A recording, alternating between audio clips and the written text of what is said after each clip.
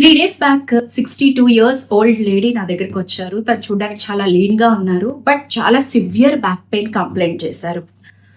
ఒక 1 month back steroid injection కూడా తీసుకున్నారు. పెయిన్లో అంత సాటిస్ఫాక్టరీ రిజల్ట్ లేదమ్మా, మీరేమన్నా చేయగలరా అంటూ వచ్చారు మా దగ్గరికి. సో నేను తన ఎంఆర్ఐ చెక్ చేసినప్పుడు ఎంఆర్ఐలో స్పాండిలోలిస్థెసిస్ అనేది తెలిసింది.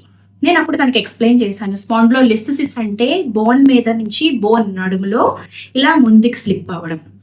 సో ఇలా ముందుకు స్లిప్ అయిందంటే దానికి రీజన్ బోన్స్ కాదండి, పక్కన ఉన్న మజిల్స్ ఏవైతే మన స్పైన్ కి పక్కనే ప్యారలల్ గా వెళ్తూ ఉండే మజిల్స్ అండ్ బోన్ ని ముందు వైపు నుంచి వెనక వైపు నుంచి ప్రొటెక్ట్ చేసే లాంగిట్యూడినల్ లిగమెంట్స్ ఆఫ్ స్పైన్ ఇవి కనుక వీక్ గా ఉన్నట్లయితే మీ బోన్స్ అనేవి ఒకదాని మీద ఒకటి అలా ఉండకుండా స్లిప్ అవ్వడానికి ఛాన్స్ ఉంటుంది, ఎందుకంటే హోల్డింగ్ ఉండట్లేదు. ఇదంతా కూడా తనకి ఎక్స్ప్లెయిన్ చేసి ఫంక్షనల్ గా తనకి ఎలా ఉంది అనేది చెక్ చేసుకొని బ్లడ్ టెస్ట్లు ఇవ్వడం జరిగింది. మీ మెగ్నీషియం లెవెల్స్, మీ మజిల్స్ లో ఉన్న మెగ్నీషియం లెవెల్స్ ఏమన్నా తక్కువగా ఉండే ఛాన్స్ ఉండొచ్చు. సో మజిల్ ని కూడా మనం మెయింటైన్ చేయాలి కాబట్టి ఇవి చెక్ చేయించుకోండి అని.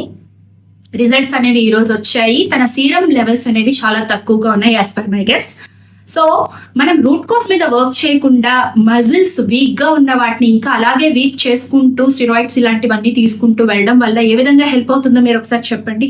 సో స్పాండిలోలిస్థెసిస్ కండిషన్ లో ఫస్ట్ చెక్ చేసుకోవాల్సింది మజిల్స్ ఎలా ఉన్నాయి. If at all pain severe గా ఉంటే పెయిన్ మేనేజ్మెంట్ కూడా మనం యాడ్ చేయాలి, బట్ రూట్ కాజ్ కరెక్షన్ అనేది చాలా ఇంపార్టెంట్. మన ఆరిజిన్ హాస్పిటల్స్ లో చేసేది అదే.